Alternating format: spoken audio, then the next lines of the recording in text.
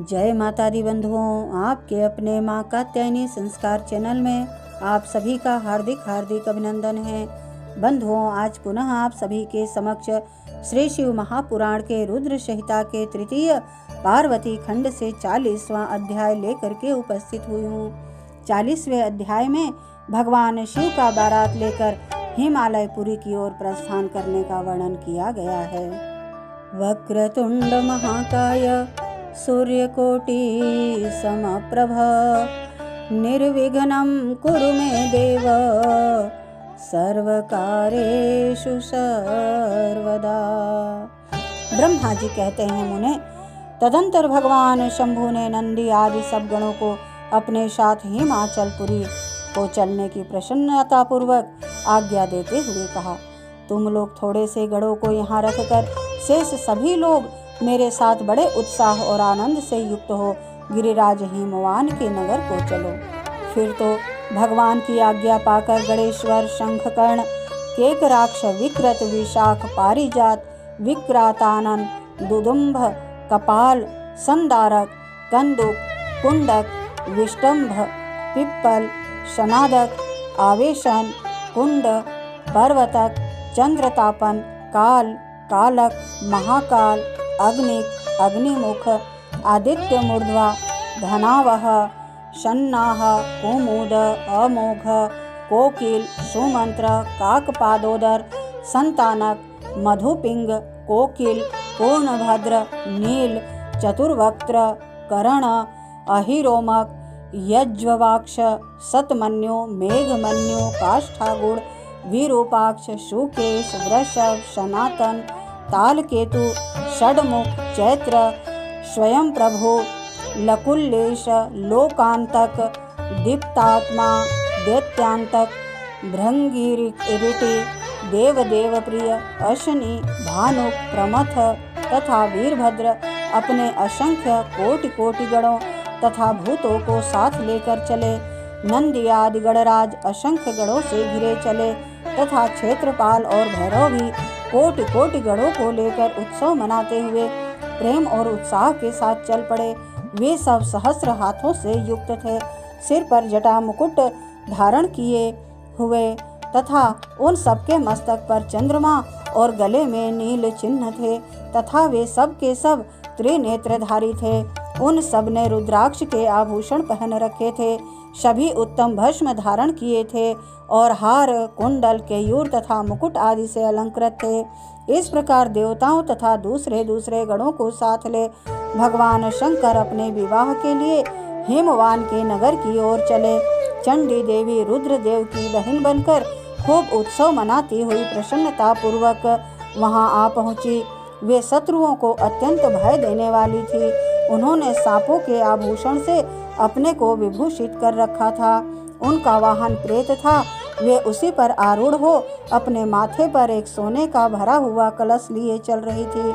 वह महान कलश महान प्रभापुंज से प्रकाशित हो रहा था। मुने, वहाँ करोड़ों दिव्य भूतगण शोभा पाते थे, जिनका रूप विकराल था।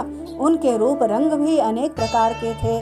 उस समय डमरुओं के डिम डिम घोष से, भैरियों की गड़गड़ाहट से और शंखों के गंभीर नाद से तीनों लोग गूंज उठे। दुदुम्बियों की ध्वनि से महान कोलाहल हो रहा था। वह जगत का मंगल करता हुआ अमंगल का नाश करता था। देवता लोग शिवगणों के पीछे होकर बड़ी उत्सुकता के साथ बारात का अनुसरण करते थे। संपूर्ण सिद्ध और लोकपाल आदि भी देवताओं के साथ थे।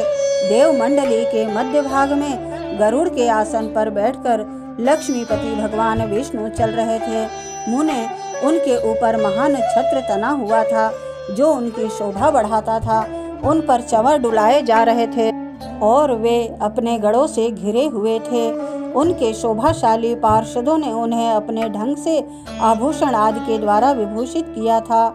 इसी प्रकार मैं भी मूर्तिमान वेदों, शास्त्रों, पुराणों, आगमों, शनकादि महासिद्धों, प्रजापतियों, पुत्रों तथा अनन्य अन्य परिजनों के साथ मार्ग में चलता हुआ बड़ी शोभा पा रहा था और शिव की सेवा में तत्पर था। देवराजेंद्र भी नाना प्रकार के आभूषणों से विभूषित हो ऐरावत हाथी पर आरूढ़ होकर अपने सेना के बीच से चलते हुए अत्यंत सुशोभित हो रहे थे।